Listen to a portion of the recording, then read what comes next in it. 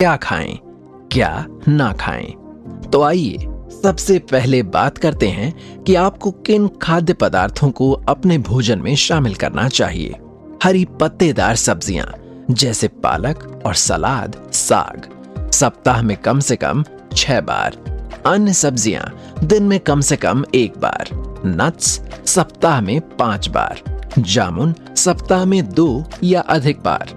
Beans सप्ताह में कम से कम 3 बार। पूरे अनाज दिन में 3 या अधिक बार। मछली सप्ताह में 1 बार। पोल्ट्री जैसे चिकन या टर्की सप्ताह में 2 बार। ऑलिव ऑयल, इसे अपने मुख्य खाना पकाने के तेल के रूप में उपयोग करें। शराब अर्थात अल्कोहल 1 दिन में 1 गिलास से अधिक नहीं लेनी चाहिए। अब बात करते हैं उन भोजनों की जिन्हें आपको कम या बिल्कुल नहीं खाना चाहिए। लाल मांस 1 सप्ताह में 4 से अधिक बार नहीं खाना चाहिए। सभी मांसाहारी लोग सफेद मांस या लाल मांस से भली भांति परिचित होंगे, जिसमें प्रायः चिकन को सफेद मांस की श्रेणी में रखा जाता है तथा बकरी, भैंस इत्यादि को लाल मांस की श्रेणी में। किंतु कौन सा जीव सफेद मांस की श्रेणी में आता है तथा कौन सा लाल मांस की श्रेणी में, इसका निर्धारण मायोग्लोबिन या लाल रक्त के आधार पर किया जाता है। जो जीव शारीरिक रूप से ज्यादा श्रम करते हैं उनमें मायोग्लोबिन की पर्याप्त मात्रा पाई जाती है, जिसके आधार पर इन्हें लाल मांस की श्रेणी में रख दिया जाता है। इसके विपरीत जो पक्षी शारीरिक रूप से कम श्रम करते हैं उनके शरीर में मायोग्लोबिन की मात्रा कम होती है, इसलिए उन्हें सफेद मांस की श्रेणी में रख दिया जाता है। अतः मीट भी 1 सप्ताह में 4 से अधिक बार नहीं खाना चाहिए। मक्खन 1 बड़ा चम्मच से अधिक नहीं खाना चाहिए। चीज 1 सप्ताह में 1 से अधिक बार नहीं खाना चाहिए। पेस्ट्री और मिठाई 1 सप्ताह में 5 से अधिक बिल्कुल नहीं खाना चाहिए। तला हुआ या फास्ट फूड सप्ताह में 1 से अधिक बार नहीं खाना चाहिए। गुप्ता का शाप सिस्टम, डॉक्टर संजय गुप्ता इसे शाप सिस्टम कहते हैं। आइए हम विस्तार से जानते हैं कि शाप का फुल फॉर्म आखिर है क्या।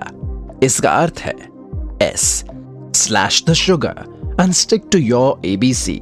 इस सलाह का पहला भाग आहार संबंधी सलाह का एक प्रसिद्ध हिस्सा है, लेकिन ये समझाने में कुछ हद तक मुश्किल हो जाता है कि चीनी का हमारे दिमाग पर एक विशिष्ट प्रभाव क्यों है।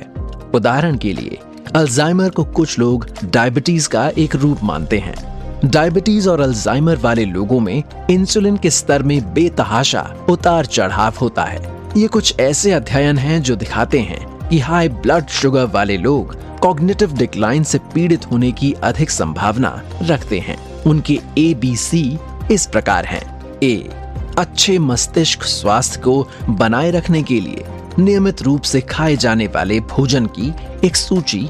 सब्जियां, साबुत जामुन, मछली और समुद्री भोजन, स्वस्थ वसा जैसे एवोकाडो, अंडे और ऑलिव ऑयल, नट और बीज।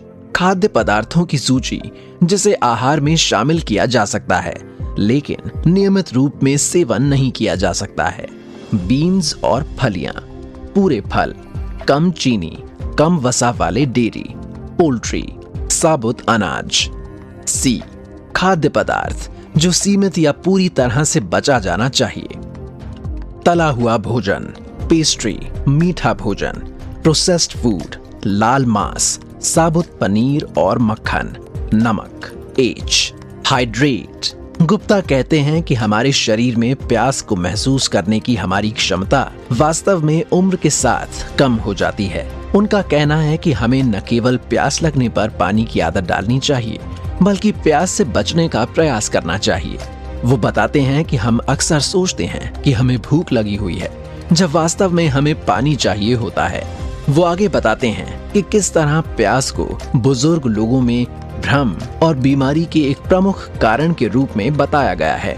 अध्ययनों से पता चला है कि प्यास भी हल्के भटकाव और कॉग्निटिव डिक्लाइन का कारण बन सकता है। इसके बाद वो शराब के इर्द गिर्द होने वाली बहस के बारे में बताते हैं। इस बहस का कोई स्पष्ट जवाब नहीं है। खासकर जब हृदय स्वास्थ्य में रेड वाइन की उपयोगिता के मुद्दे की बात आती है। हालांकि उनका सुझाव है कि मस्तिष्क की उम्र बढ़ने के प्रभावों को सीमित करने के लिए शराब सबसे अच्छी चीज नहीं हो सकती है। Add more omega 3।